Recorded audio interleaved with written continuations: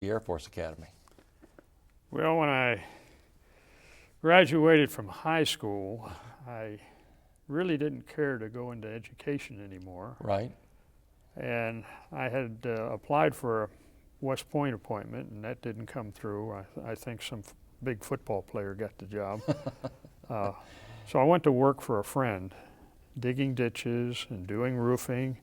And by the end of the summer, I thought, there must be something better in life than, see, at that time we didn't have the ditch diggers. We Right. did it with a shovel. And I remembered that the track coach at the University of Maryland during the Maryland relays had come up to me. We had won the relays, and he said, if you ever decide you want to go to college, come give me a call. Well, I did in August. And 2 years at the University of Maryland, the ROTC instructor said, they're starting a new academy out in Colorado. Would you like to go? And I said, well, that sounds great. What do I do? And he led me through the paperwork and talked to the senators and congressmen, and I had an appointment. Then I started running my chin in real strong. And it was kind of like they do out here at the Corps. Right. For the fish. Right. What was the Air Force Academy like as it was just getting started, a brand new school? It was just temporary buildings. Uh-huh. But I had no complaints with that. I had never had my own room, and I had a room with a roommate and a rifle rack and book rack and a desk, and everything was just fine for us. So it was fun, I thought. Indeed. Air Force Academy, you went on some field trips while you were there to the Far East, and that's where you first got exposed to the 13th Bomb Squadron, and you were really enamored by that, weren't you? As I was growing up, we lived in Baltimore, and the Martin plant was there manufacturing the B-57, which was the Canberra bomber. I said, boy, I'd like to fly that someday. And when we got to the 13th Bomb Squadron in Japan, there it was, the B-57. When I graduated from Navigator School, I had a choice of B-52s or the B-57 in Japan. I thought, that's the way to go. To the B-57. And So you graduated from Navigator School, one of the top 3 or 4 in the class, and therefore you got your That's choice right. pretty much That's right. of what you wanted to do, right? That's You right. went to Clark Air Force Base in the Philippines, and that's where you were sort of introduced to the modern warfare that would be used in Vietnam. After serving 4 years during the Cold War at Yokota in Right. Japan, the wing was sent to the Philippines, Clark Air Force Base. Right. And there they said the Navigator would probably not fly. They had to have a Vietnamese in the back seat. So I already had an assignment to the States. After 4 years, I said, well, I'll go back to the States. In the States then, I flew EC-121s out over the North Atlantic. Right. About halfway through that tour, a very good friend of mine, Quincy Collins, was shot down and captured as a prisoner of war. I said, I've got to go back and do something. So I volunteered to go back in the B-57s. I had an expert rating, and the personnel people said, no problem, we'll get you over there. Then I was assigned to the AC-47. That was a mess up. I think so. And that pretty much dictated the rest Yes. of your way in Vietnam. But you said it was a mess up, that it was an assignment that you enjoyed thoroughly. It was a thoroughly rewarding, enjoyable assignment, knowing that you were saving somebody every time you were called out. Right, right. I want you to talk more about that, because we alluded to that in the introduction when we said that you couldn't go into to get a drink and pay for one. Everybody wanted to buy your drinks, because the people in Vietnam, the ground soldiers, were truly, for good reason, indebted to the AC-47 because of the ground cover and the support that they gave. If we went into one of the bars where the Army troops were, they would, of course, find out that we were Air Force and say, what's your call sign? And we'd say Spooky 42 or whatever. And they'd say, you can't buy a drink here. And we, why not? Because we're buying. Right. And it was very rewarding. Even locally, when we were bringing some troops up from the Brooke Army Hospital to view a Aggie game, we had a transportation problem and called around, and Mr. Ed Cravey offered to provide a limo and a town car to show the wounded around town and take them to the game. It turns out Ed was in Vietnam the same time that I was, and he said I'd probably saved his life. Yes. And Yeah. that's very rewarding to know. The numbers are really amazing. I found this on the internet about the AC-47s under the record. From 1964 to 1969, the AC-47 successfully defended 3,926 hamlets, outposts, or forts. They fired over 97 million rounds, killed over 5,300 enemy soldiers. No outpost or village under gunship protection was ever lost to the enemy. That's a pretty fascinating record. That's what made it so rewarding. Mm-hmm. When you talk to the guys on the radio going in, it was like they were bowing down to you and saying, "Thank goodness you're here." And we fired on the camps themselves. They said, "We're under cover, have at them." And we'd hose it down. They say they're going, Right. they're leaving. And when they said that they were undercover, they really better mean it, because Yes. we were talking about the statistical nature of this aircraft, the AC-47. And talk more about that, about how many rounds you carried, how many rounds it would fire out of 3 guns, and sort of its coverage area is mind-boggling, really. Talk about that. Well, we carried normally a load of 15,000 rounds, 15,500, something like that, and 40-some flares, depending upon whether we thought we were going to have a lighting mission or a gunning mission, or a combination. The normal load was about 40 and 15,000. The guns fired 6,000 rounds a minute per gun. So that's 100 rounds a second per Right. gun. If you put all 3 guns on, a 3-second burst will fill every square yard of a football field. Wow, in 3 seconds. Yeah. And you run out of ammo real quick if you do it that way. So Right. we normally only put 1 gun on until we were sure we had the right spot and the bad guys. Right. So- And you would also carry flares, anywhere upwards to 40, 45 flares in the plane. And talk about the flares and the job that they did. It would light up the area for the ground soldiers, right? The flares were 2 million candle power. They'd burn for about 3 minutes, which meant we had to make a full circle and come back and drop again in 3 minutes to keep it continuously illuminated. Mm-hmm. We've been on targets where if the flare went out, they started the attack again. As soon as we dropped the flare, they'd stop the attack. Mm-hmm. And then when we knew where they were, of course, we'd put the guns online and have at them. Right, right. And the flares would light up the area, you say, for about 3 minutes, Yeah. which was enough time for the ground soldiers to do their work to find their enemy, and that was the point of the whole thing. Now, one time we were visited by some dignitaries, and somebody briefed the dignitary that we kept Saigon under light all night long. Wow. And that's not true. Right? So later we told Just them seemed that way. how much those flares cost, and Right. that they only lasted 3 minutes apiece. And they said, okay, only when needed. Right. Now, the AC-47 was not involved in air-to-air combat. You said you think you might have shot down a plane once, but you're not sure that happened, but mainly it was air-to-ground. No, our crew never shot down, but there is a story. It's probably one of the urban legends that Right. says they shot down something, but I don't think they did. Because this plane would fly low, 2,500 to Yeah. 3,000 feet, right? Yeah, we could be shot down. Uh-huh. We At a were- speed of about, what, 120 knots. 120 knots. So that was fairly slow and low. Oh yeah. Yeah, And when you went into a circular pattern, right? and you fired out the left side of the aircraft, Mm-hmm. so it looked like a cone. And as you were looking at it from above, it looked like a dragon shooting down at the ground. Right, And that's how they got the name, the Magic Dragon. right. Uh, Puff the Magic Dragon, yes. right? Uh-huh. And the call sign was Spooky. Exactly. There's a story behind that too. What's that? As the commander was taking off with a flight of Goonie birds Uh-huh. to go to Vietnam, it was real foggy. And he said, boy, this is the spookiest thing I've ever seen. And after that, so the story goes, the call sign was Spooky. Right.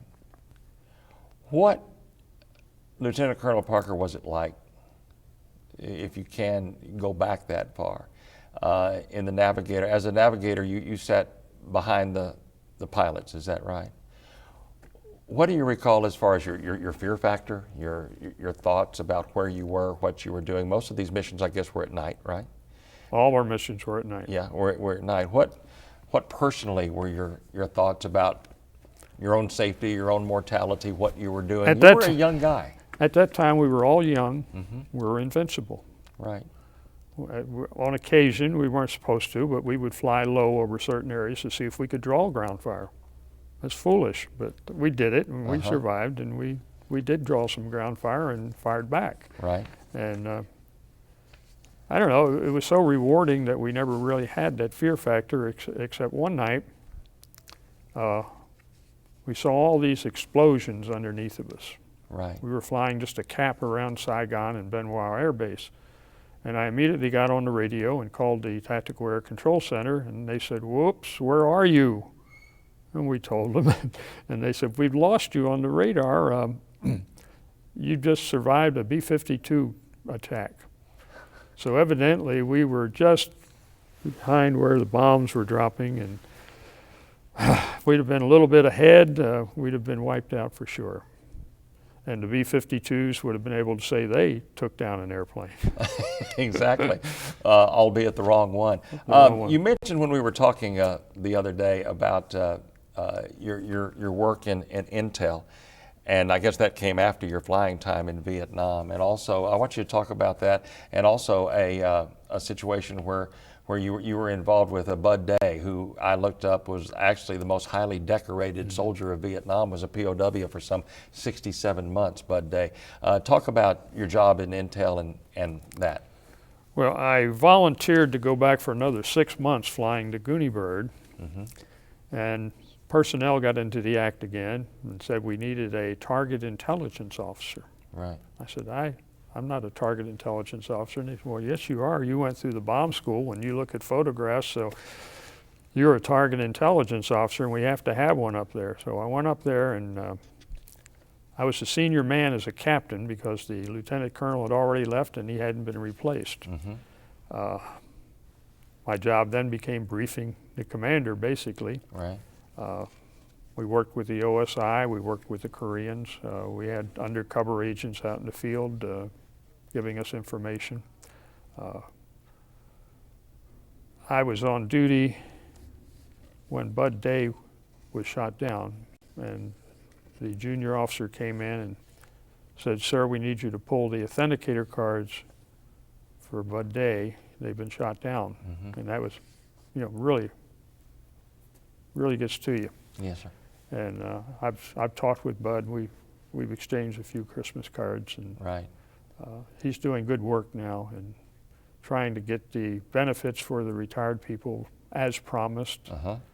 And I believe he's suing the government for something right now, but I'm not quite sure what it is. But we'll support him in that. Indeed you will. Your crew won 2 Distinguished Flying Crosses. Talk about that and what led to that. One night we got a call south of Saigon that some advisors were under attack with their group of Vietnamese, and they were having trouble seeing the enemy, and they were going to be overrun and all the good stuff that they tell you. We went out and started dropping flares. As soon as we started dropping the flares, the attack was broken, but as soon as we'd leave, it would start up again. So we stayed and coordinated the efforts of bringing other planes out, landing, refueling, getting more flares and getting back up, firing the guns, and so on, until morning, and the good guys were saved again. Right. Another mission, an outpost was under attack. We went out, broke the attack. There were about 400 Vietnamese attacking the outpost. Confirmed reports were that we had 70 bodies, and the rest were either drug off or wounded or survived in some way. Right. But from our standpoint, we were not really going through a fear factor on that. We were just doing our job, but the guys on the ground were quite thankful and sent us lots of letters of recommendation, and they awarded us the Distinguished Flying Cross. And we always never accepted anything for just the pilot or the navigator or anybody. We accepted it for the whole crew. Indeed. Because they all did the job. Without them, we couldn't have done it. Your crew of 7, we've got some photographs, and one of the photographs we're going to see is going to be your crew of 7. I want to go ahead and go to those photographs right now. Some of these are ones that were supplied by you, some others I got off the internet. There you are. About how old of a airman are you right there?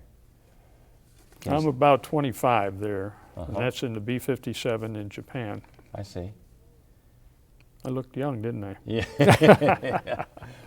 This is a photograph that I got off the internet. It's actually a drawing. It's a sketching, so people can get an idea of the AC-47 and what it looked like. I guess this is the same plane that later became a passenger plane made by McDonnell Douglas, right? And became a passenger plane that was called, I guess, a Convair or a DC-3, I guess. This is the old DC-3 that Right. we converted to a AC. Uh-huh. The fighters objected to it being called an FC because Right. they said it's not a fighter, so they changed it to AC, which is attack cargo.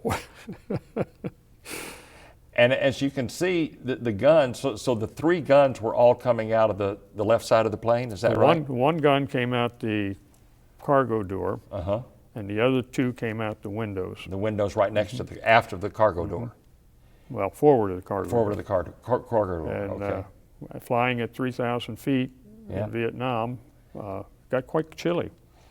This, as you can see, is labeled there, the AC-47 Spooky Gunship Interior View. This is the gun bay of one. You can get Yes. sort of an idea of what it looked like on the inside of the ship. That's the Gatling gun. Mm-hmm. It just spun around, fired electronically.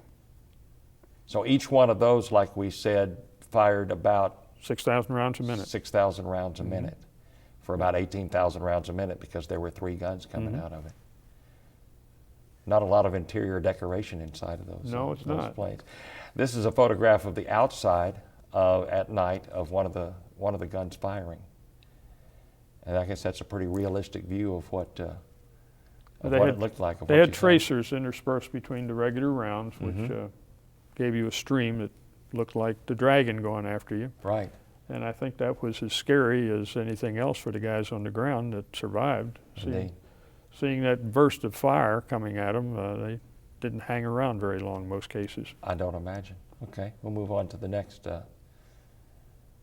photograph. This is a photograph that you supplied of. I guess this is one of the AC-47s that. Is this your plane or one that you flew?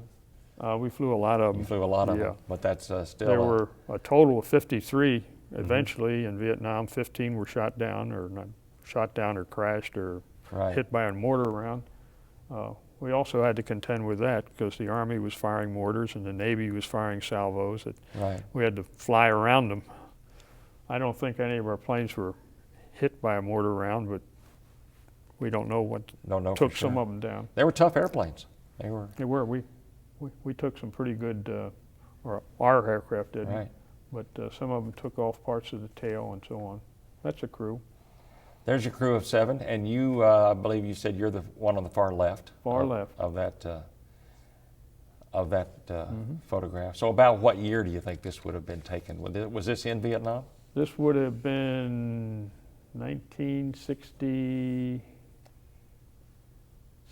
Mm-hmm. And that old fellow there in the middle is the pilot, Harry Corbin. He was gung-ho. Mm-hmm. We'd be on ground alert and the phone would ring and Harry would run out to the airplane and I would be taking down the target information and you had to run to catch up to him because he was starting to taxi. And we had a little Vietnamese boy that was translating for us. He was a lieutenant. Right. And he didn't run as fast as we did, so we had to grab him and pull him in the rear door as we were going. Right. Harry was really gung-ho. Right. And he was a World War II veteran. Mm-hmm. Uh-huh. Several of the pilots we flew with were World War II veterans that flew the hump. Right.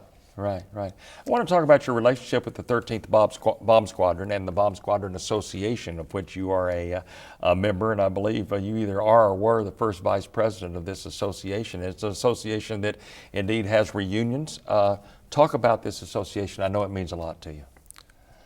The World War II veterans of the 13th Bomb Squadron, which dates back to 1917, formed an association.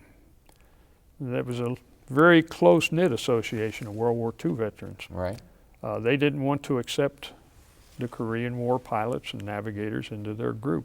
We were welcome to attend, but the folks that did attend say they didn't feel like a part of the group. So in the year 1984, they formed the 13th Bomb Squadron Association, and it was all inclusive of people from the Korean War era. Right. After a while, they began to realize that if they didn't include others, and people on active duty and so on, there would be no more 13th Bomb Squadron Association. Right. So in the year 2000, they had instigated with Congress and the Air Force. They stood up the 13th Bomb Squadron on active duty again at Dyess Air Force Base in Texas. Yes, sir. In the B-1 bomber. Last year, they did away with that. Again, Dyess closed down, and we went to the B-2 bomber at Whiteman Air Force Base, which is in Knob Noster. If you know where Knob Noster is? I've heard of it. It's but you have to outside of remind- Kansas City. Okay. Yeah. And it's a wonderful airplane. Everybody doesn't get to see it. We got to see it, and Right. climb in it, and look at the controls, and it's completely different than what we had. We looked out the window, looked at something on the ground, and that was our navigation called eyeball navigation. Right. Today they set in coordinates and work a computer console and fly the airplane, but the most we ever flew in the B-57 was 5 hours. These guys fly 40-hour missions, Wow. and I don't want to do that. I want to move along. You left Vietnam in January of 1968, and you married Fran in May of that year. I want you to talk about your wife and your family a little bit later. But when you left Vietnam, you were ready to get home. As a matter of fact, you could have stayed one more day and seen the Bob Hope show. That's correct. But you said, "Glad Bob is coming, but I'm going home." That's right. I don't want to risk one more mortar attack. So I came home to the 44th 12th Combat Crew Training Squadron, which was training the new navigators for Vietnam. And the first person I met was an old friend from the 13th Bomb Squadron. Right. And he said, "Are you married, Brian?" I said, "No." He says, "Well, how'd you like a date?" And his wife was a widow, an Air Force widow. And they arranged with this young lady, this cute young thing that was also an Air Force widow who didn't want anything to do with Air Force people again. Right. Well, we got a date, and that was in January. And then that was it. in May, we got married. And we've lived happily ever after since then. Indeed. I want you to talk about, you were very involved in with veterans, disabled veterans specifically. I know at Brooke Army Medical Center in San Antonio, you have taken some of these soldiers and given them a very special times in their life, brought them up to Texas A&M football games and other events. Talk about that, because I know that's important to you. That is an extremely rewarding thing. When you see the eyes light up and the smiles appear, it's the best thing you could possibly be given. Right. I talk with Mike Caruso out at A&M in the athletic department and the folks over there, and we set up a date and bring them to a football game or a basketball game, and it is really rewarding. The Bush Library gives them a tour before the game. We brought up a fellow, Kenny Adams, who is totally blind, and at the same time we had another fellow who had been blinded in one eye and was deaf because of an explosion in Afghanistan. And they threw out the first pitches at the baseball game for Veterans Day. I remember that. And Kenny really got into it, winding up to make the pitch and so on. While we were at the Bush Library before that, Kenny got to touch everything, and they gave him a real grand tour. He touched everything. He got on the mock-up of the railroad train, and he worked the controls, and he was really happy. And he's married to a beautiful young angel, I call her, the way she takes care of him and just leads his life. It's just wonderful. They now have a home in Houston, and the group that I work with, Salute America's Heroes, has made their whole home voice activated. I'll be darned. And I'm just Wow. gnawing at the bit to go down and visit him when Right. we're down there and see how this works, but it's fantastic. This group, Salute America's Heroes, is trying to raise enough money, and I'm sure they will, to give each wounded veteran a $500 check for Christmas so that they can buy Christmas presents and so on. Well, good luck to that. I wish So- we could talk more about that, but believe it or not, we're out of time. Oh. It goes fast. I know there's a lot more to say, but thank you for your service and thank you for being here. I appreciate it. My Bri- pleasure, Tom. Brian Parker's official military service is behind him, but not his service to our military. It is his passion to make sure that veterans, especially disabled veterans, are able to grasp the best of the freedoms that they helped preserve. We salute Lieutenant Colonel Brian Parker as we salute all veterans. I'm Tom Turbiville. Please join us next time on Veterans of the Valley.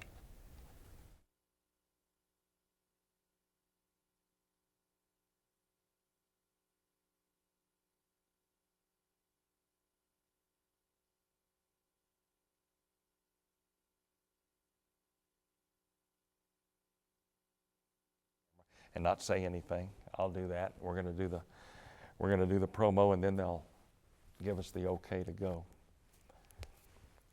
Going for 30, Tom. All right, Thank you, sir. Whenever you're ready, we're speeding. here we go. For a year and a half, Lieutenant Colonel Brian Parker flew the navigator seat in AC. Wait a second, I got to do that again because it was just a year. I'm sorry. Here we go. You can stop it. Okay, yeah, go on. I'm sorry. It was for a year.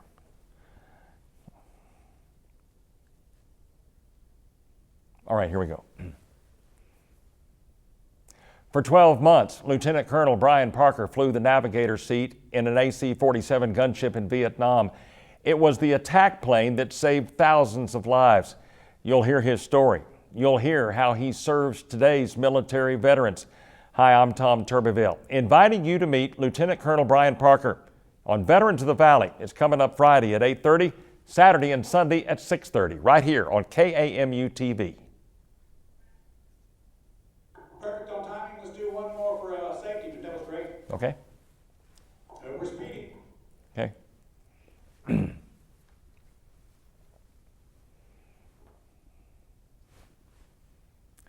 For 12 months, Lieutenant Colonel Brian Parker flew the navigator seat in an AC-47 gunship in Vietnam.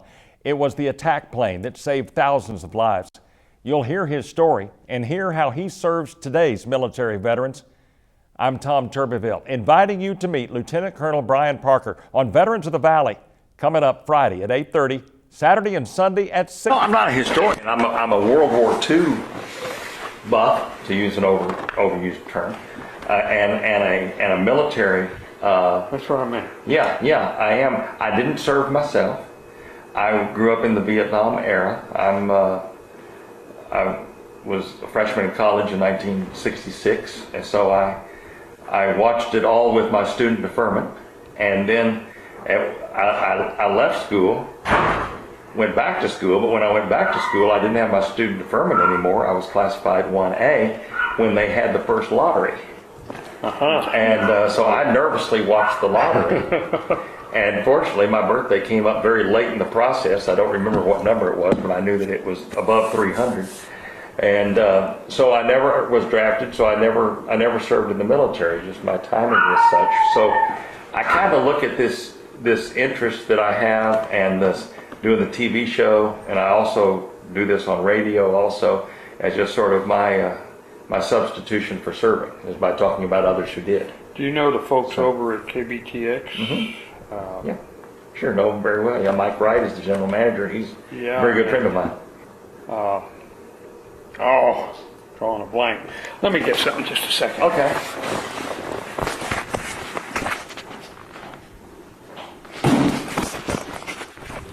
Yeah. Yeah, he's the news director over there, Mike Barker. He's the guy that's sort of in charge of the news and everything. If you're a sports fan, for the last Yeah, that's what my job is. I'm the sports director. 2 years, Mm-hmm. we've had some wounded up from Brooke Army Hospital. I see. I'm the guy that brings them up. Oh, okay. Or I don't bring them up. I talked to Caruso Right. and And bring them up for the Aggie games? well, we try to pick a game that we can get some of them up, and Right. they have seats that they need to fill, and Right. and it has really been a So last year, was it on that Military Appreciation Day, Iowa State? yeah, at the football game. Yeah, Iowa State. Yeah, Yeah. that was a last minute deal. Right. They flew some Marines in from, I guess, Washington, Right. and we had a group up. I was not here. Yeah. They were having the bowl game for the Pop Warner League, and my Right. grandson was in I that. see. And they I won see. last year, but Yeah. this year, Well, this past game, they honored Veterans Day, and they asked me to come up with 5 veterans who I had talked to on my TV show to serve as an honor guard for the raising of the flag. That was this past That's a good idea. weekend with the Nebraska game. well, they tried to. I guess it was a Nebraska game. Yeah, they wanted us to bring a bunch of people up. Right. We couldn't do it Yeah. because at the hospital, they had been given 300 tickets for one of the Presley. I'm not too good on my names of the country western singers, but I like Oh, Brad Paisley?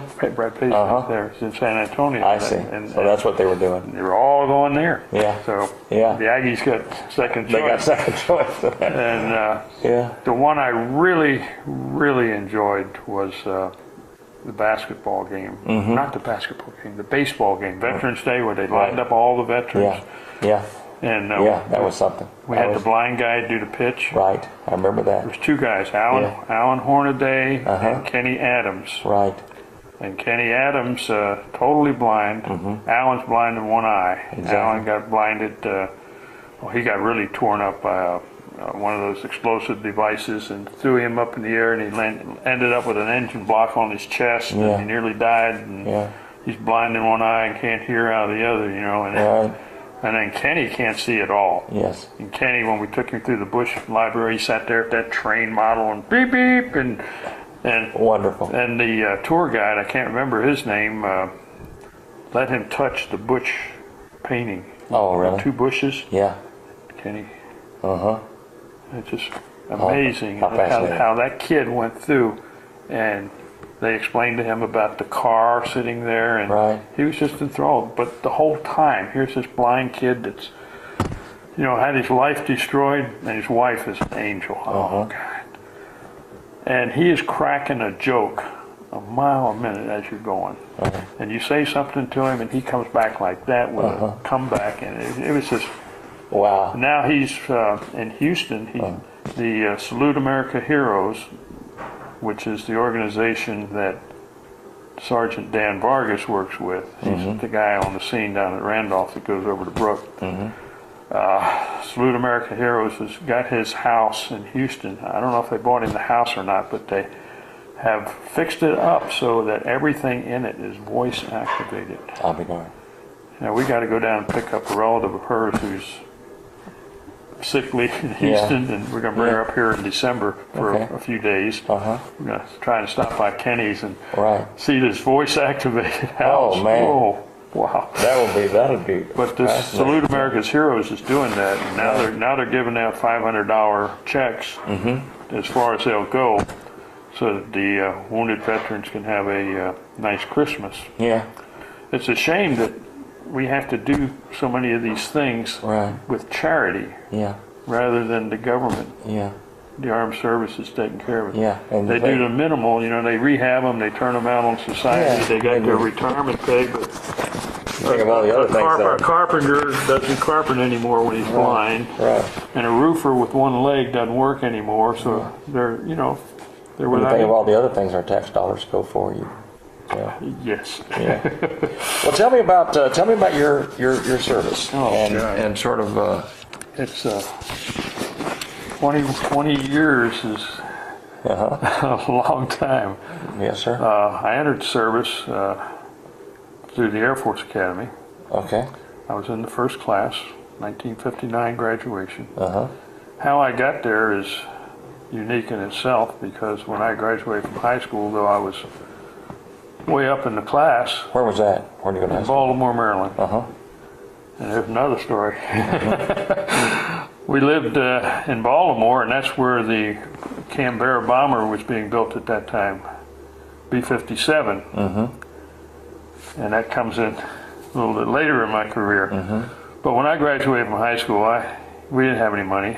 I had no idea that I wanted to study anymore, so I took a job with a construction company owned by a friend of ours and started digging ditches and doing roofing. And about the middle of the summer, I decided this isn't the way to go in life. And I remembered that when we went to the Maryland relays for all the high schools in my senior year, I was on the quarter-mile relay team, which won. We got the gold medal. And Coach Jim Kehoe came up to me and he said, if you want to go to college, we got a place for you. And I said, no, I'm not going to college, Coach. So in August, about when I decided I wanted to go to college, I gave him a call and he said, come on down, we got a scholarship for you. I spent 2 years at Maryland in the ROTC, and the ROTC instructor said, Brian, they're opening up a new academy, the Air Force Academy. Would you like to go? I said, yeah. He says, here's how you apply. Wow. And from there, I went to the first class, and the drum major for the Maryland band was Bill Stokes. I was the proctor for the temporary dorms that we lived in. And he ended up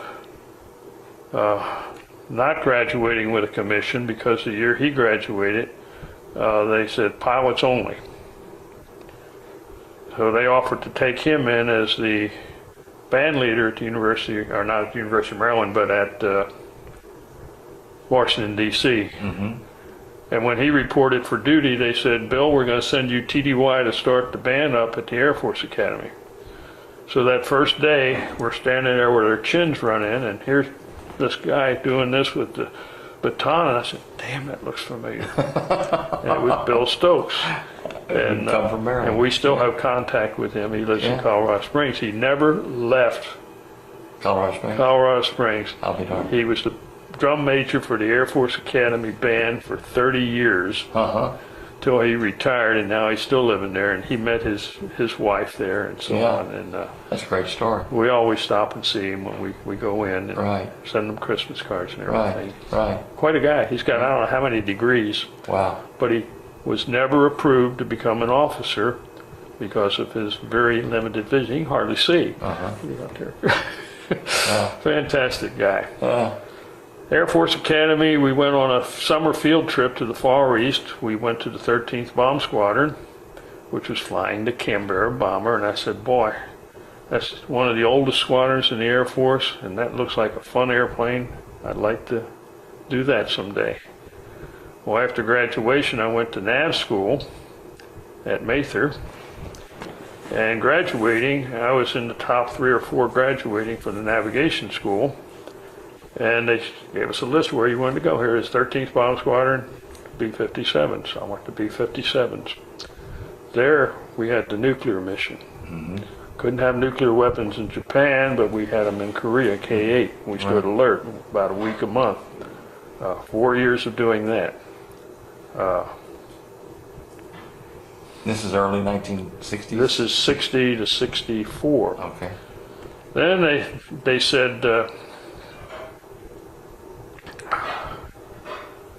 we're going to take the B-57 wing and dismantle it here and send it to Clark Air Base in the Philippines. And there we're going to fly into Vietnam. We're going to introduce modern weaponry in the Vietnam War, which hadn't really cranked up yet in 64. Right. They said, but the navigators will probably not do anything because we'll need a Vietnamese in the back seat. Now, who wants to extend? We'll extend people as much as 5 years. If you've been here 4 years, you can extend to 5. So I said, no, I got an assignment, and so on. I went to 121s, EC 121s, flying the early warning out over the North Atlantic. spent a year there. I was there less than a year, and a very good friend of mine who had been a training officer at the Air Force Academy and had been flying F-100s out of Yokota, where I was stationed in Japan. He got shot down, captured as a prisoner of war. And I said, I got to go over there and do something. So I volunteered to go back. I said, I'm expert rated in the B-57. That's what I want to do. And the personnel guy says, all right, we'll fix that up. My orders come out. I'm assigned to Hurlburt Air Force Base. Huh?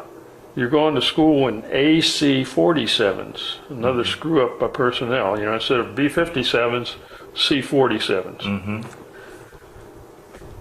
Best assignment I ever had. We went to Vietnam in the AC-47s and had a wonderful time because everything we did was helping our ground troops. Right. We couldn't go into a bar in Saigon or anywhere where the Army was and buy a drink. They saw our Air Force uniforms and said, what outfit are you in? We're in the 4th Air Commando Squadron. Spooky, it's call sign. You can't buy anything in here, sir.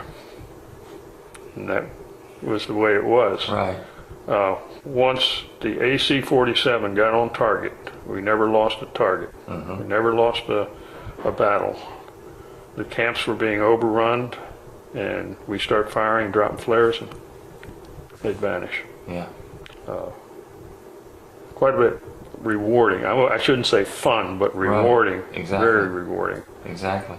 Just like what we're doing with the wounded now. You bring Right. them up and you see smiles on their faces, Sure. and it's very rewarding. Yeah. And I had a classmate's dad was doing something. I don't know what he was doing. We won't want to talk about this on the air. Okay. He was a colonel, and he invited me down, and we went to these embassy parties and so on and so forth, MACV parties, and that was on our days off. And had a lot of swim in the pool and meet people, Vietnamese and high-ranking officers, and I knew quite a bit of people who were flying Air America, which was CIA, and met a doctor who was on this program where the doctors came over to Vietnam and they treated burn victims on a volunteer basis. Met him, flew him to some isolated spot one day, and then he came back to the States. And when I came back to the States, I stopped in and visited with him in Las Vegas. Right. And then when I met my wife, when I got back from overseas, I went to England Air Force Base in Louisiana, where we had the what's called CCTS, Combat Crew Training Squadron. That was training the troops to go back to Vietnam. Ran into a very good friend who had been a bachelor in Japan when I was over there. He's the admin officer now. He said, I got a date for you, Brian. What's your wife's name? Fran. Fran. Not long after that, we were married. That's in May. Yeah. I got back in January, Right. and we lived happily ever after since. So when were you married? What year? 1968. 68. I was in Vietnam from 66, June of 66, to January 1st. The Bob Hope Show was the last day of the year in December, and I already had my flight booked. They said, if you want to see the Bob Hope Show, you can stay. And I said, heck no. I said, at that time I was in Intel. Right. And I said, no, you guys are going to get boarded. I'm going home. That was another personnel glitch. After a year flying this bird, they offered you 30 days leave in the States, and then they bring you back and serve another 6 months. And I said, okay, I'll do that. I come back, they said, no, you're not going to Nha Trang or Ben Hoa, you're going to Phuket. You are the new target intelligence officer up there. I don't know anything about target intelligence. They said, well, yes, you do. You went through the NAV bomb school at Mather, and they showed you all about it.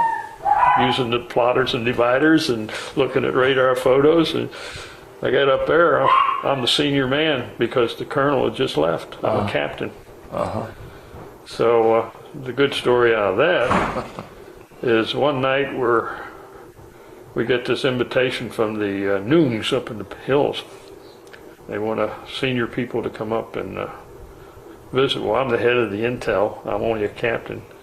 I'm a good friend now of the colonel who's running the security police. And I said, what's that all about up there? He says, I'm not going. He said, I'm sending my ops officer. He's a captain. He said, because they're going to have you drinking that sheep's milk and blood. And he said, that's horrible stuff. I said, well, I don't have any choice. I get back to the shop, and this is supposed to be the next night. They said, there's a colonel inbound on a plane into Quignon, about 20 miles down the road. And they mine it and so on and so forth. He's the new director of intelligence for the wing. I said, I'm going to go get him. I met him at the aircraft. Said, you're here just in time, sir. They've got this thing going on up in the hills. You and the security police are going up as honored guests. He came back. He said, Brian, you son of a bitch.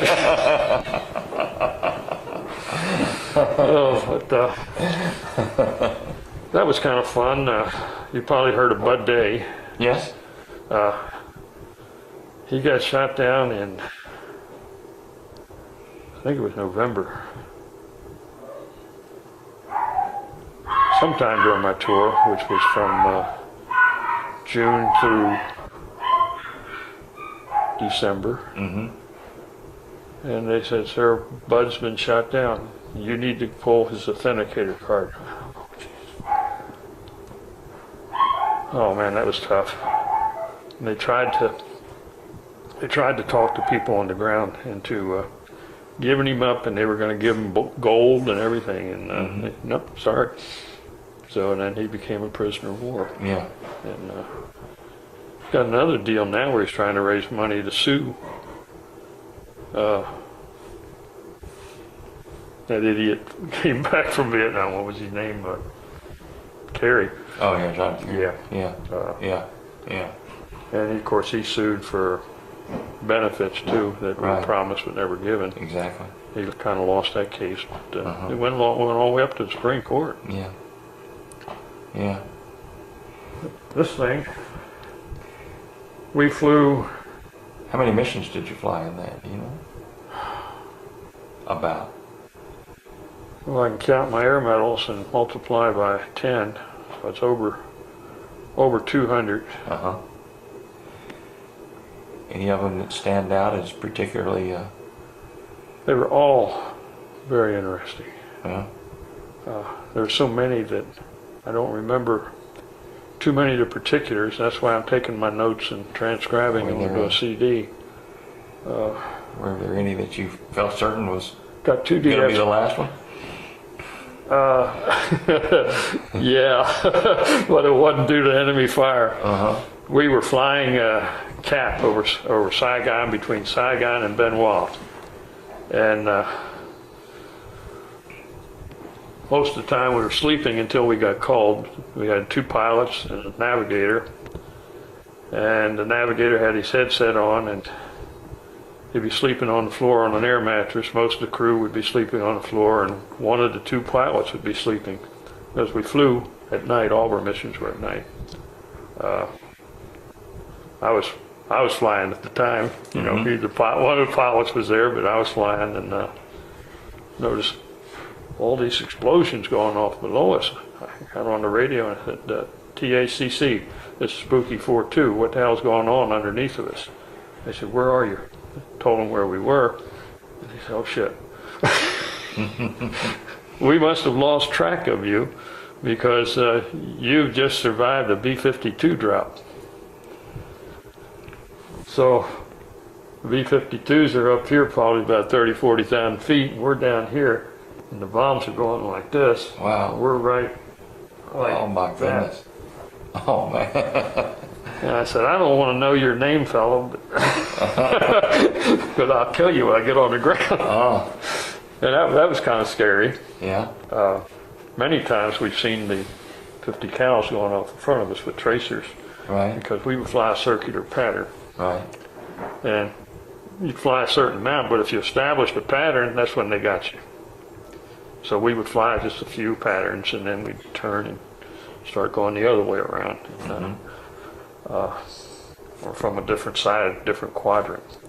But you'd see like a fan. And some nights you'd think, how in the hell are we going to fly through that and not get hit? Never got hit. Not one bullet. Wow. Scary moments. We got, my crew got 2 DFCs. One night we got called to south of Saigon.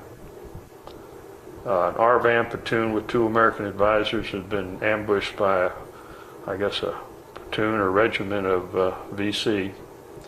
And 15 of, let's see, there were 20 some RVAN and 2 advisors. 15 of them were wounded. And there was a bird dropping flares for them. And we were way out on another target, just finished up. They said, we're running out of flares, and every time we let the light go out, they get attacked again. So we said, okay, when you're on your last flare, we're inbound, and as soon as you're out of your last flare, wherever we are, we're going to drop flares. Mm-hmm. And the flare is 2 million candle power, and it burns for 3 minutes. So we're about 10, 15 miles away, and they're out of flares, and their last one is going out, so we start dropping flares. And they said that did it. They withdrew again. So we started coordinating, and the TACC said, we don't have any more spookies we can send out there. And we said, look, if you guys can't find one, we'll find somebody. And we found a RVAN. We just got on all the frequencies. We found the RVAN, the Vietnamese flare ship. He was out somewhere, and we said, get your ass over here. That was part of my job. We had a Vietnamese observer on board with us, and he would do the translating for us. So we started translating and getting them in, and we left, and they started dropping flares, and we fired a few, maybe 10,000 rounds of ammo, and kept them off that bay for a while, and went back and landed. The whole crew got out and grabbed flares and ammo and loaded up again, went back just in time to start lighting it up again. Yes, sir. And that saved that platoon that night. Mm-hmm. They gave us a DFC for that, for coordinating and firing, and never did find out how many people were on the ground, because they always take their bodies away. Yeah. Yeah. Another night we got a call. This camp was being attacked by approximately 400 RVAN and not RVAN, VC and North Vietnamese, and they said there were approximately 200 North Vietnamese and 200 Viet Cong. And we got to the target, and they popped a flare, and they said they're over here, and we started shooting. And we got a confirmed kill of 70, and the Army said there was approximately 200 that we estimate were killed that night. Mm-hmm. Other times we've gone out, and the guys say, thank God you're here. We're well under cover. Fire on us, because they're all over us. Thank you, Spooky. That's it. You got them. They're withdrawing. They're taking their wounded off the field now. We keep firing for a while longer, but in the morning all the bodies are gone. Right. So we never really knew, and probably a good thing, Yeah. Now you were a navigator, right? I was a navigator. My job was to communicate with the RVAN Vietnamese on board. Right. Do all the radio work, get them there, because we didn't have, all we had was this. Had a drift meter, which wasn't a damn bit of good flying at night. Right. Right. We get a target and they give us a range and bearing, but that just gets you somewhere nearby. So you would sit behind the pilots? Is Yeah. that where- in the Had a cockpit behind the no, pilot? I wasn't in the cockpit. No? I had a little desk back here with all my maps. Right. Pilot would come back and put his air mattress under the desk and go to sleep. I see. And one night we're flying Saigon, Benoit Cap, and we just turned, thank God, and all the guns started firing. All 3 guns started firing. Made sure the switches were off, everything was off. The gunners started pulling cables and everything. And after that, they installed another safety switch. Mm-hmm. But just a few seconds earlier, we'd have been throwing ammo out into Saigon. But the pilot, asleep underneath my desk, jumped up I imagine. and nearly knocked himself out. Yeah, Of course, we were all laughing at him and trying to get the guns to stop firing. right, right. I'd sit back there, and you couldn't just go out on a range and bearing on a TACAN or a radio compass, because I had plotted all where the Army and the Navy and everybody else was firing all over where we could possibly go, and we had to go around that. You couldn't just go this way. The only way to do that was to get up, lean over the pilots and say, that's that and that's that, and there's a little river down there. And Yeah, it was very interesting. sure. We get there, and we never lost a fort or a unit after we got there, which was very, very rewarding. Yeah, indeed. The flares we dropped burned for 3 minutes, and that was particularly tricky down on that one where we rescued that platoon, because there was a 30-knot wind up there. You throw it out and drift for 3 minutes, so we had to kind of do it upwind and Right. let it drift, but by the time it got over them, and it was gone. So you had to fly around again. And you fly around, light it up, and let them have it. We carried 16,500 rounds of ammo, and seems to me around 30, 40 flares. It's all in there somewhere.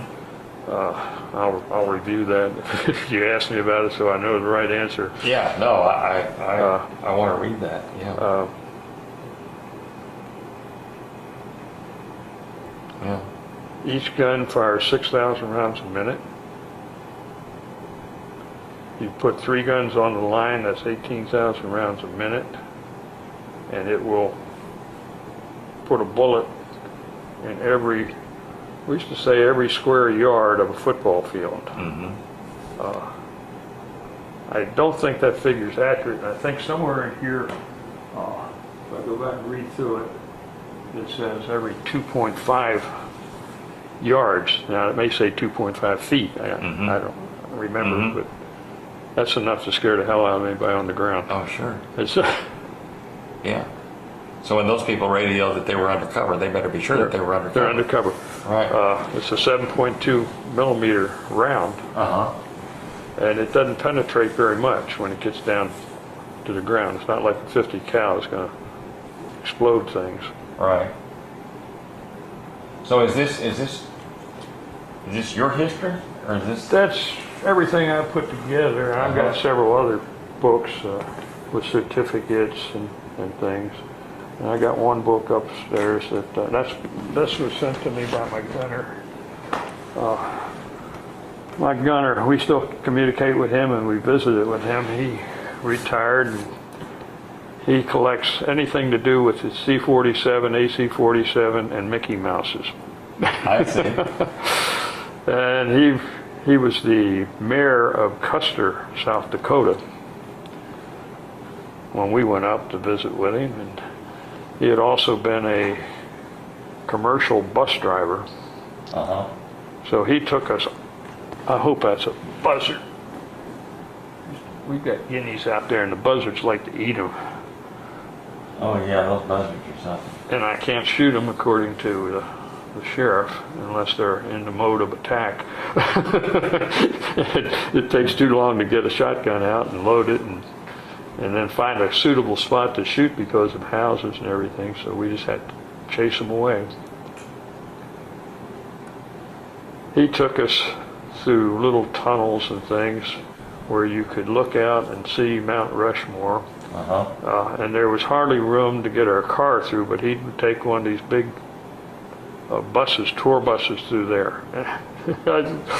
Oh my gosh, Bob, how in the world did you do that? We flew around 2,500 feet, depending upon the weather, 2,500, 3,000 feet. Right.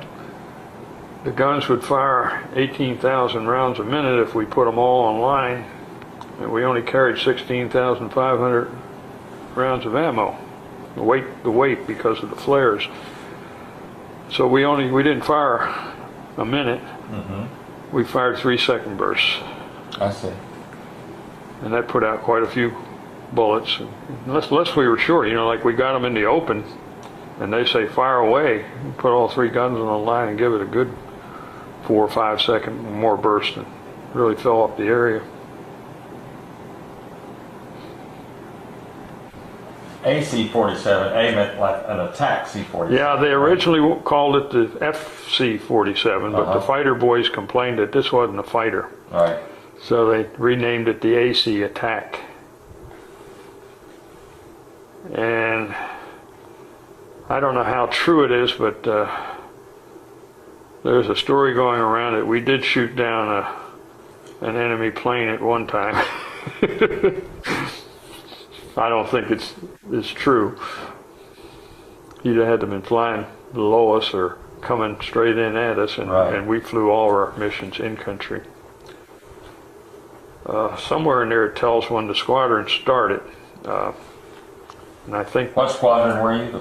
The 4th Air Commando. Okay. Right, I saw that. Sort of the history of the 4th.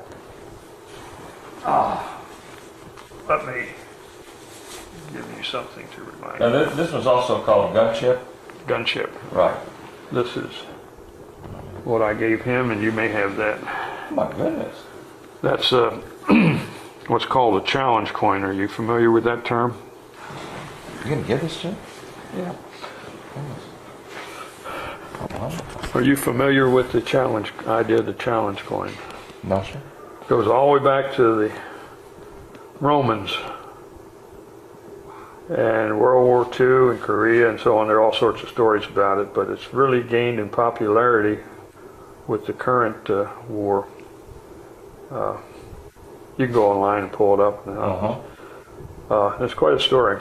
But today, the commander sees you doing something good. He'll give you the commander's coin. And you can tell the distinction. It will have a scalloped edge. Right. Each unit has its own coin.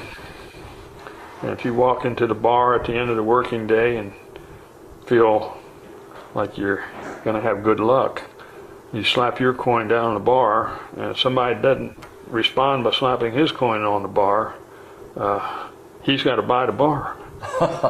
If everybody slaps their coin on the bar, you got to buy the bar. So everybody carries their challenge coin with them. And I didn't know a thing about it until I met Sergeant Dan Vargas. Right. And that's my other squadron, the B-57 13th Bomb Squadron. I got a letter in the mail from a fellow back in the year 2000. And this letter was forwarded from Military Personnel Center. If you send a letter to somebody through military personnel, they'll forward it. They won't send you his address, they'll forward it. Right. These guys had, from World War II, had formed the 13th Bomb Squadron Association. And they distinguished themselves by limiting membership to World War II people. Well, several people from the Korean War 13th Bomb Squadron went to one of their meetings, and they said they really didn't treat them very well, and when they presented them with the idea, well, all you guys are going to be dead someday, let's open it up to the Korean War bunch. And they said, no, we were not going to do that. So the Korean War bunch opened it up themselves, another one, the 13th Bomb Squadron, Korea. Now the year is now, that was 1984 that they formed the Korean 13th Bomb Squadron Association. Right. These guys decided, hey, we're not going to be around forever either, so we need to open it up to everybody. And that's how I got the letter, and I went to the stand-up of the new 13th Bomb Squadron at Dyess Air Force Base in 2000.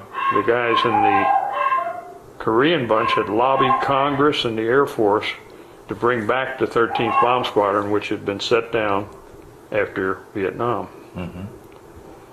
Is standing up in the B-1 bomber. Okay.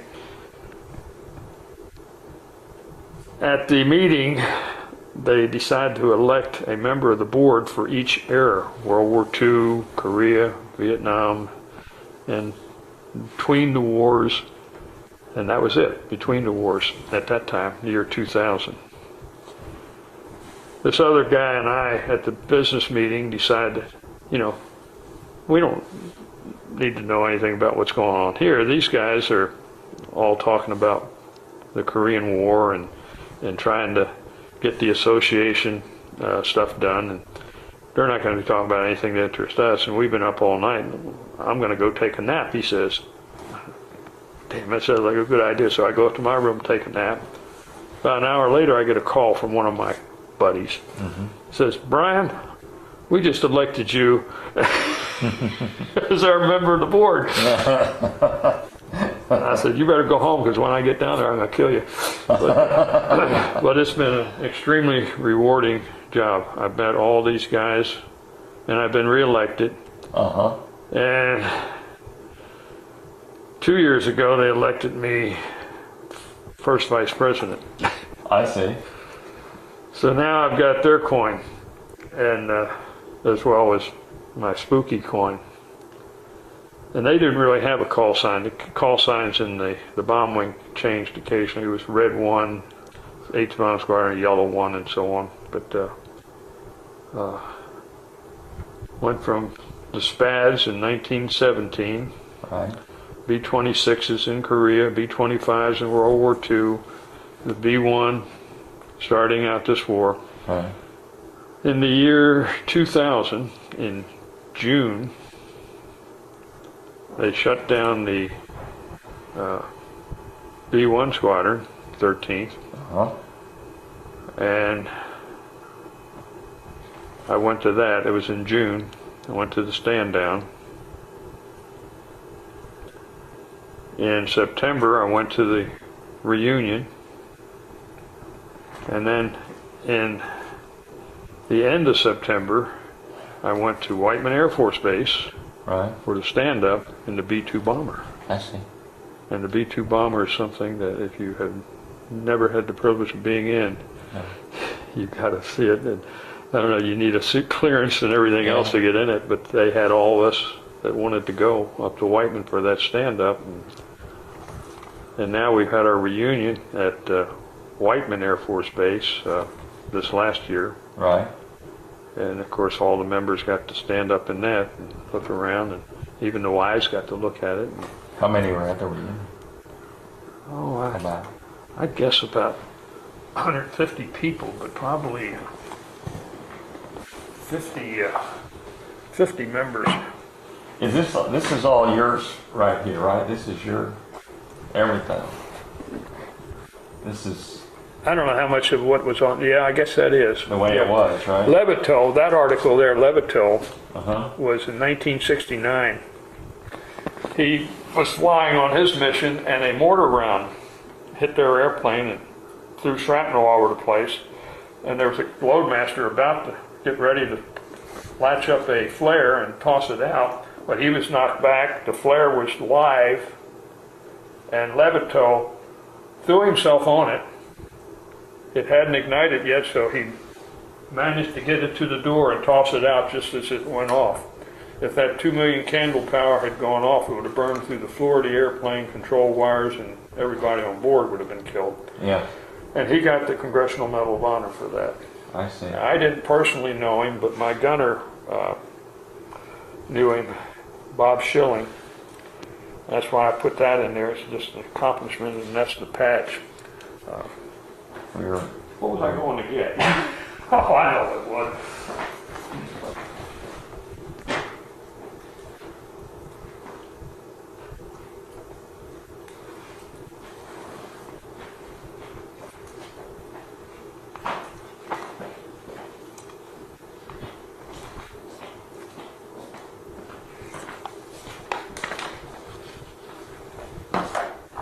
There's our membership that came to the reunions.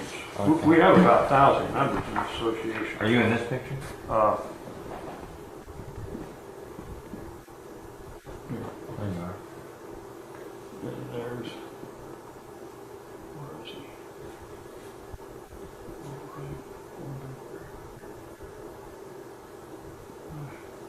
I'm looking for Schilling, but I don't see him. Schilling's probably taking a picture. 1, 2, 3, 4, 5, 6. Yeah, he was 7 crew member.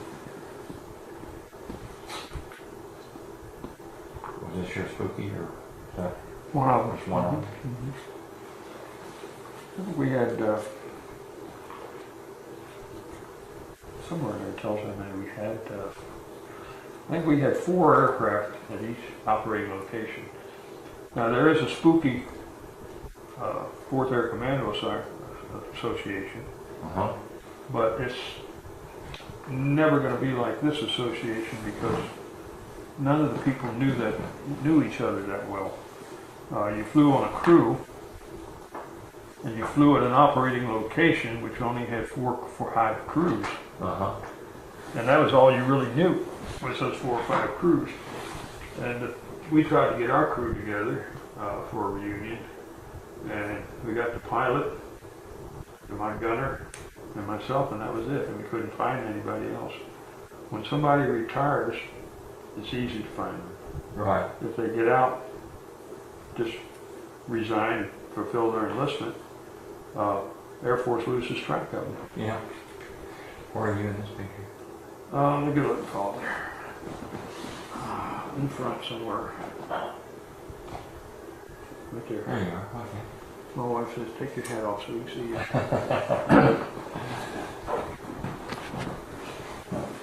That is awesome. And this was just a couple of months ago? Or when was it? That was in Last summer? September. In September? Next year, we're going to go to Hampton, Virginia in October, early October, trying to avoid some of the hurricane season. Right. Next year, a year after that, we're going to Colorado Springs again. They've been there once. I said, I don't care, I love Colorado Springs. Got lots of friends there.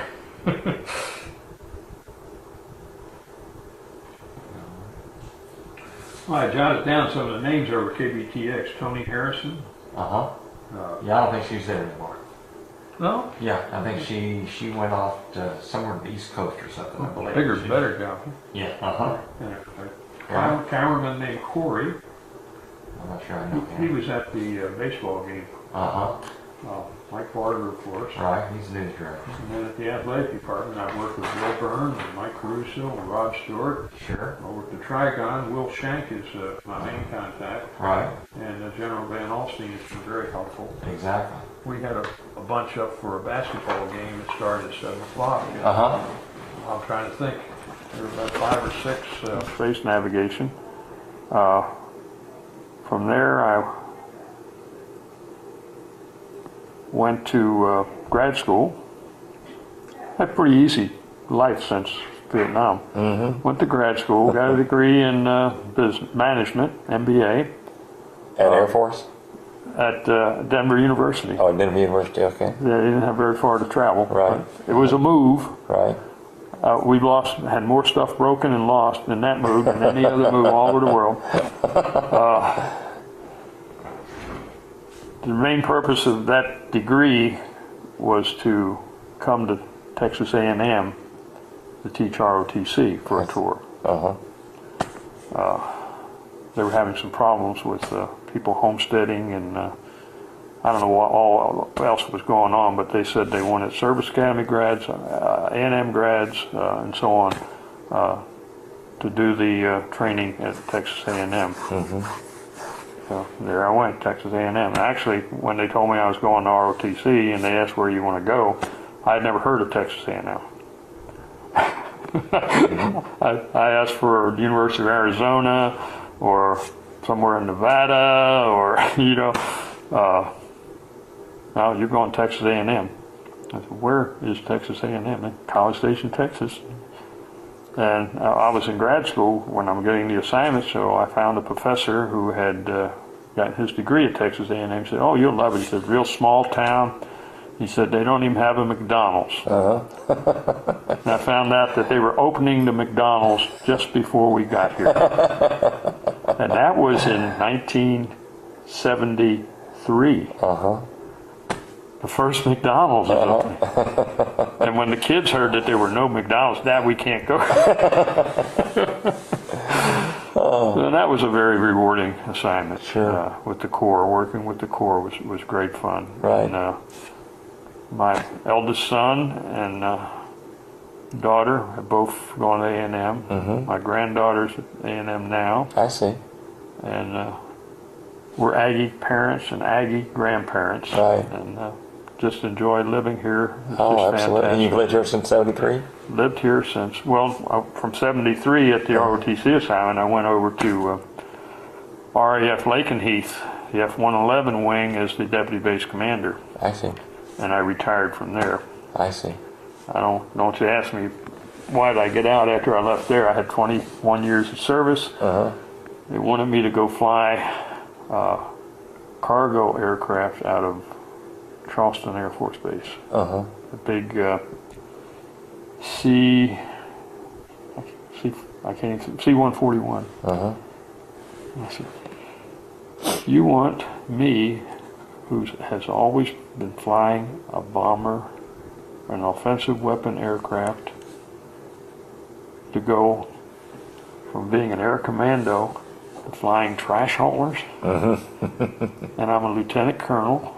I'll be up for full colonel, and I'll be just new checking out. I won't have a squadron. I won't even have a flight, and that will not be a promotable position. I said, and I'll be committed to another, I think it was 4 years.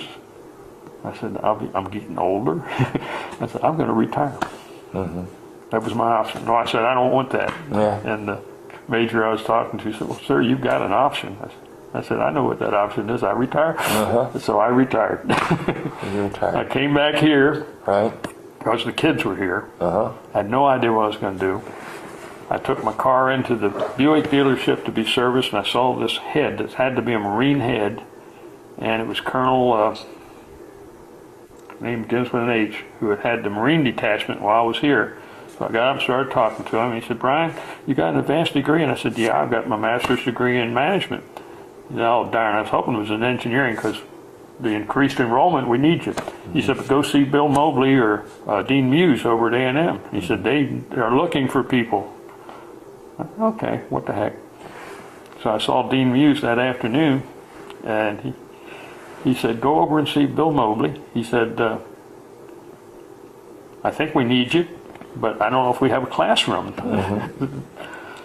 Went over and saw Bill. Actually, this was the first day of class. This was the first day of class. Bill says, welcome, Brian, where you been all summer? I said, here. Come with me. We go over to this big bedroom, it's about 200 students sitting out there. And he said, I'm Dr. Mobley. He said, I was supposed to teach your class. And he said, but I found another well-qualified person. I didn't even know I was hired yet. He said, this is Brian Parker, and he'll be your professor. So we go back to his office. He hands me a textbook. He said, you got 2 days, Monday, Wednesday, Friday. Just stay a chapter ahead of them and you'll be all right. Yeah. So that's how I got to teach. I taught at A&M from 80 to 85. A good friend of ours, Jack DeMink, in real estate. She was in real estate. I got in real estate too, just on the sideline. I I didn't like it, and she liked it. She was in it about 5 years, I think. Jack D. Mink says, Brian, he says, enrollment over at Blinn College is really going up, and we need some professors. He said, you know anything about economics? And I said, yeah, taking monetary policy and all that stuff in my MBA. He said, come on over. He said, you can teach over there between teaching at A&M. So I went over, and Dean Carrington said, you're hired. So I was teaching at both places, and then they said they wanted me to fill Monday, Wednesday, Friday, and Tuesday, Thursday classes, and I really liked it better at Blinn than I did at A&M. There was a difference between cocktail parties and ice cream socials, and I really enjoyed it. And I retired there in 99. So you taught at Blinn from 85 to 99. to 99. 14 years. I'll be darned. What a life. That gave me my 20 years for TRS retirement. Right. So, Right. So I've got. So you taught economics at Blinn. I'll be darned. So I've got Social Security, Air Force retirement, and teacher's retirement. And I don't know where I found time to go to work because this place, you got 2 horses out there that require shoveling out each morning and taking care of, and we got my daughter's dogs and our dogs, and did you see those little? Yeah, I saw the little ones. No. And all day yesterday, I was working on getting that septic line cleaned out, and it's still got a little blockage in it. So your daughter's still here? Is that right? Let's see, we got one daughter, my oldest daughter.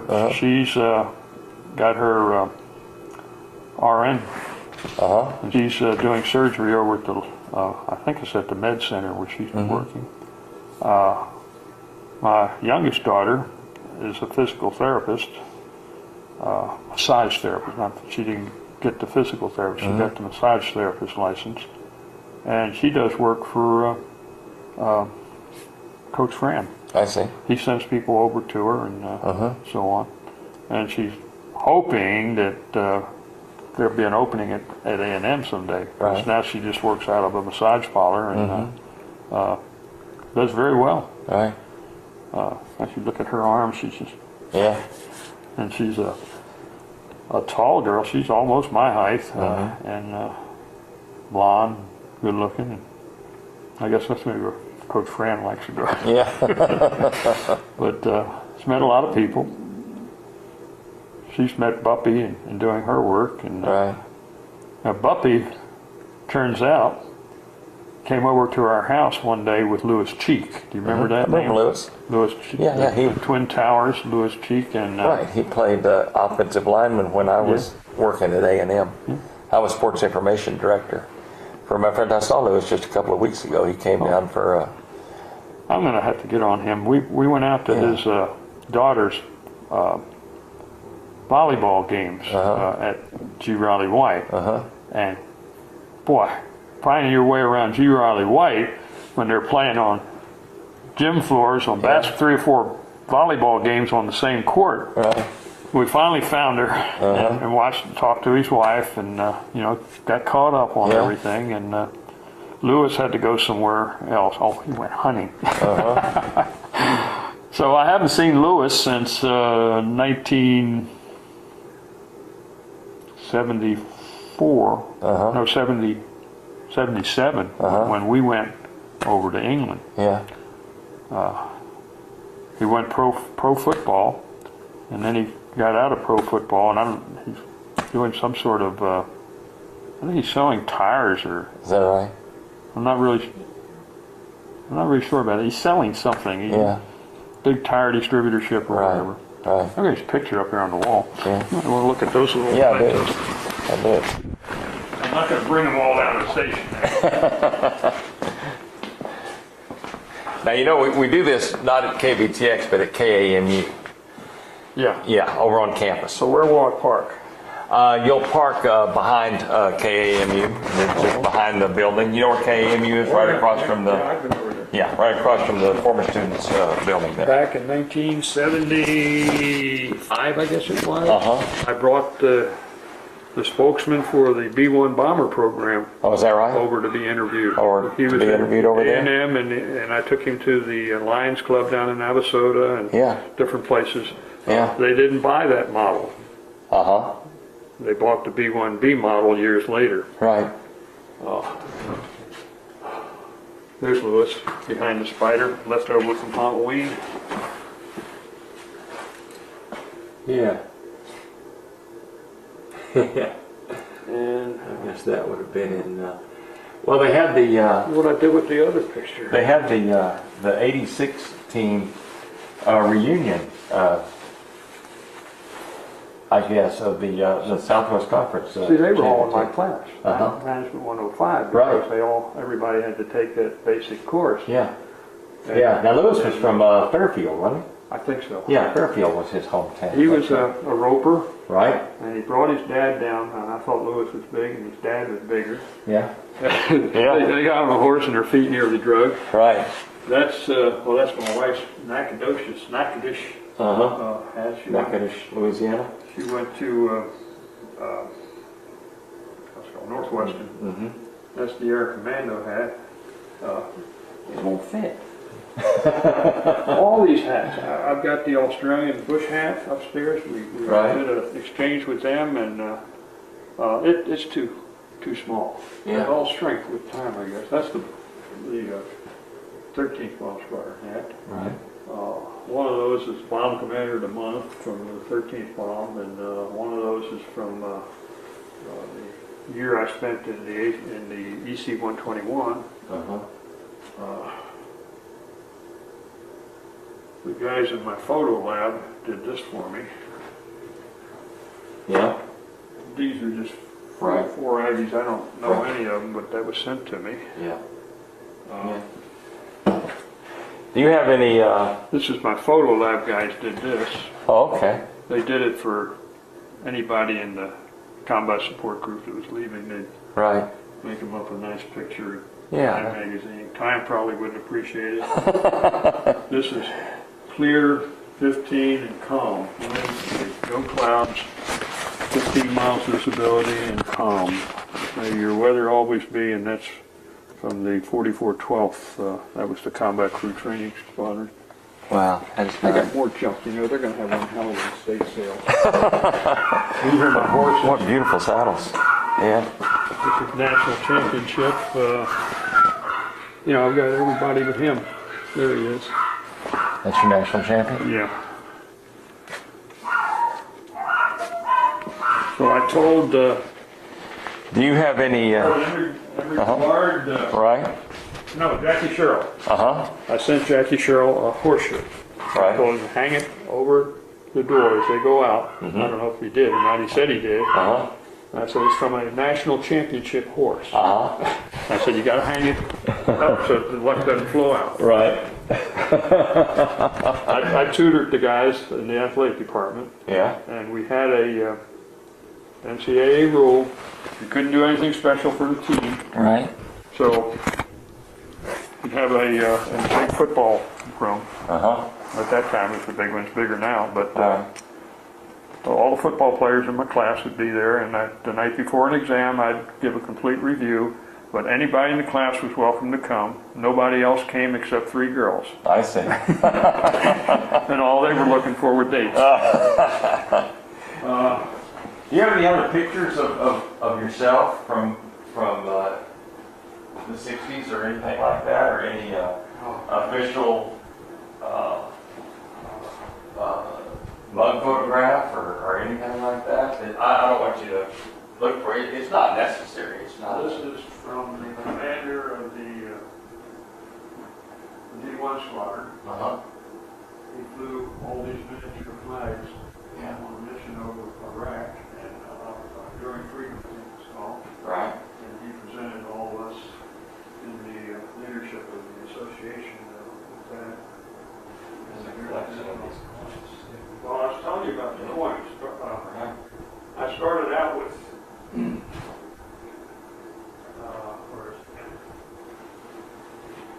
this one, which is what we had made up for the 20th reunion of the association. It started in 1917. Our association was formed in '84. We have a few of the World War II guys joined us. And then this was the 20th reunion. These are all the aircraft. And those are all the different variations of Oscar, the Grim Reaper, throughout the years. And when I met this guy, you know, we went back and forth. Then he started talking about, you know, the wounded and broken. I started collecting these coins. Now these coins, Don Henderson designed all the nose art on all the B1s. Each has designed a spirit of each of the 50 states. Each one of these is a spirit of. And he designed this coin, which is after the reunion coin. We decided, well, you know, we're not giving a challenge coin out, we're giving a reunion coin out. We need a coin for the organization itself. So he designed this for us. It's not finished. He's in Pennsylvania. And he comes to the reunions when he can make it.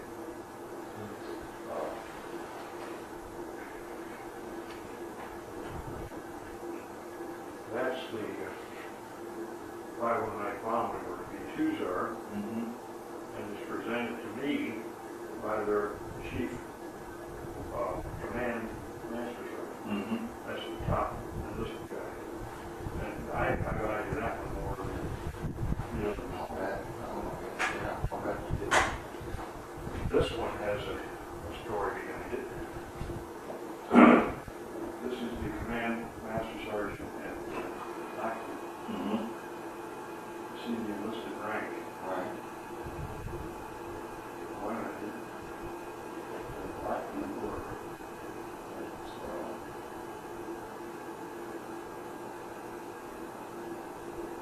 No, I took a bunch of these to this person because they've been made up, never used. And Dan, the coin man, had them. I took them to him or her. Turned out to be a female. Reason they can't use them. See the Indian? Not politically correct. Not safe. Here's the one from Lackland. And the thing is, she wanted two. The one they gave my wife doesn't have that. It's just got the rank.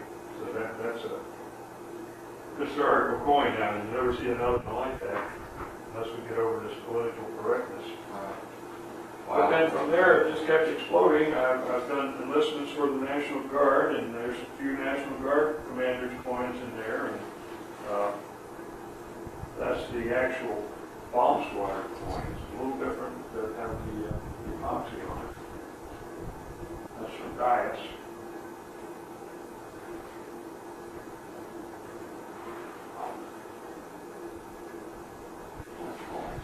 This coin, remember the Veterans Day, they used that coin, not that particular coin, for a coin toss at the beginning of the game.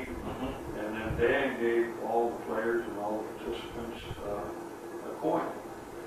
And then he sent me a bunch of these to give to Bill Byrne and Mike Caruso and all the people that were real instrumental in doing this. That's great. He also did that. He just does fantastic work. He did the Texas thing here. Sent that up to me. Thank you for the one that you gave me. I'll put that in a special place. The guy over at the National Guard, Sergeant Morrell, got a coin collection just laying out. And, I told Dan, I said, I bet he could use one of those. He said, I'll send you one up. And I said, how much are they? He said, nothing to you. And I said, how much are they, Dan? And I finally got out of him that they're $30 is what he sells them for. The Texas thing. Oh, the Texas thing, Expos. Right. So he gave me one free, and I said, that's enough. Yeah. Picture of Dee. Like sound what you did. You know, I've got that picture of your crew. I know somewhere. There must be. Oh, yes, yes indeed. There is one of me in the cockpit of the B-57. What the hell would that be? Not the Spooky, unfortunately.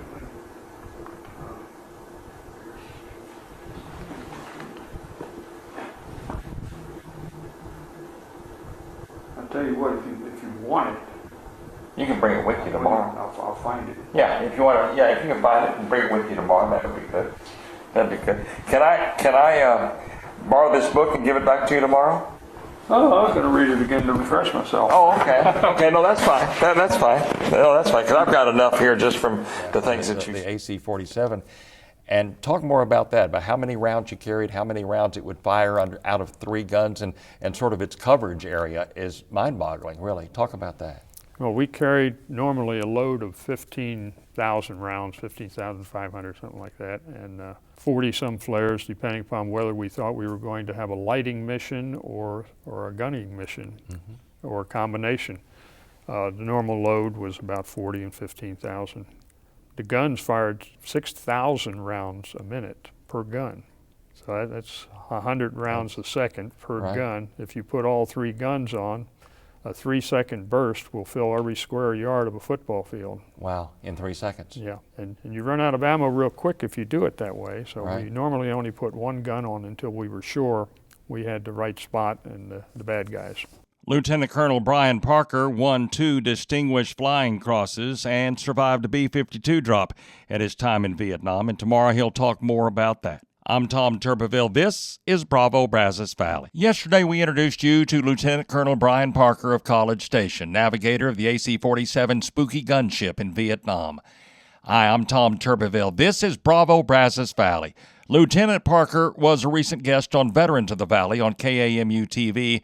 Listen as he and I talk about the magnificent AC-47, the plane that saved so many lives in Vietnam, but the plane in which he very nearly lost his. The AC-47 was not involved in air-to-air combat. You said you think you might have shot down a plane once, but you're not sure that happened, but mainly it was air-to-ground. No, our crew never shot down, but there is a story. It's probably one of the urban legends that says they shot down something, but I don't think they did. Because this plane would fly low, 2,500 to 3,000 feet, right? Yeah, we could be shot down. At a speed of about, what? 120 knots. 120 knots.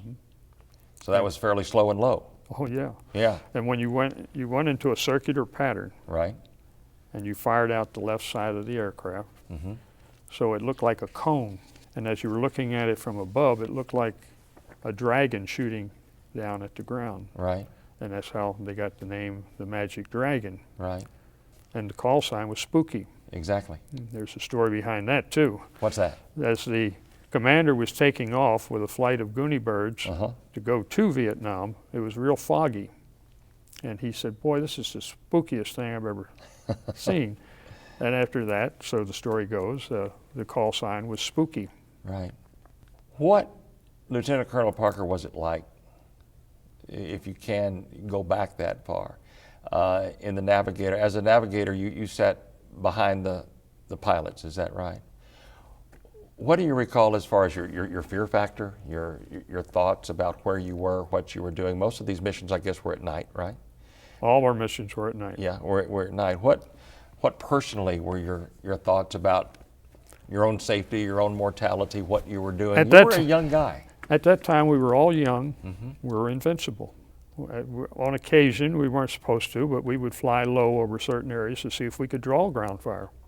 That's foolish, but we did it, and we survived, and we did draw some ground fire and fired back. Right. And I don't know, it was so rewarding that we never really had that fear factor, except one night we saw all these explosions underneath of us. Right. We were flying just a cap around Saigon and Ben Hoa Air Base. And I immediately got on the radio and called the Tactical Air Control Center, and they said, whoops, where are you? And we told them, and they said, we've lost you on the radar. You just survived a B-52 attack. So evidently we were just behind where the bombs were dropping, and if we'd have been a little bit ahead, we'd have been wiped out for sure. And the B-52s would have been able to say they took down an airplane. It was a fascinating conversation with a Vietnam veteran from the Brazos Valley, Lieutenant Colonel Brian Parker, and we'll finish it up tomorrow. I'm Tom Turbiville. This is Bravo Brazos Valley. For 20 years, Brian Parker's passion was his military service, including a 2-year tour of Vietnam as an AC-47 gunship navigator. But in his retirement, his passion has been to help give life back to wounded veterans. Hi, I'm Tom Turbiville. This is Bravo Brazos Valley. We conclude our visit with Lieutenant Colonel Brian Parker today. Recently, on an episode of Veterans of the Valley on KAMU-TV, I visited with Brian Parker about that passion. You are very involved in with veterans, disabled veterans specifically. I know at Brooke Army Medical Center in San Antonio, you have taken some of these soldiers and given them a very special times in their life, brought them up to Texas A&M football games and other events. Talk about that, because I know that's important to you. That is an extremely rewarding thing. When you see the eyes light up and the smiles appear, it's the best thing you could possibly be given. Right. We set up a date and bring them to a football game or a basketball game, and it is really rewarding. The Bush Library gives them a tour before the game. Mm-hmm. We brought up a fellow, Kenny Adams, who is totally blind, and at the same time we had another fellow who had been blinded in one eye and was deaf because of an explosion in Afghanistan. Mm-hmm. And they threw out the first pitches at the baseball game for Veterans Day. I remember that. And Kenny really got into it, winding up to make the pitch and so on. While we were at the Bush Library before that, Kenny got to touch everything, and they gave him a real grand tour. He touched everything. He got on the mock-up of the railroad train, and he worked the controls, and he was really happy. And he's married to a beautiful young angel, I call her, the way she takes care of him and just leads his life. It's just wonderful. They now have a home in Houston. Mm-hmm. And the group that I work with, Salute America's Heroes, has made their whole home voice activated. Now, I'm just gnawing at the bit to go down and visit him when we're down there and see how this works, but it's fantastic. This group, Salute America's Heroes, is trying to raise enough money, and I'm sure they will, to give each wounded veteran a $500 check for Christmas so that they can buy Christmas presents and so on. Brian Parker's official military service is behind him, but not his service to our military. It is his passion to make sure that veterans, especially disabled veterans, are able to grasp the best of the freedoms that they help preserve. We salute Lieutenant Colonel Brian Parker, as we do all veterans. And I invite you to watch Veterans of the Valley. It's on KAMU-TV every Friday night at 8:30. It repeats Saturday and Sundays at 6:30. I'm Tom Turbiville. This is Bravo Brazos Valley.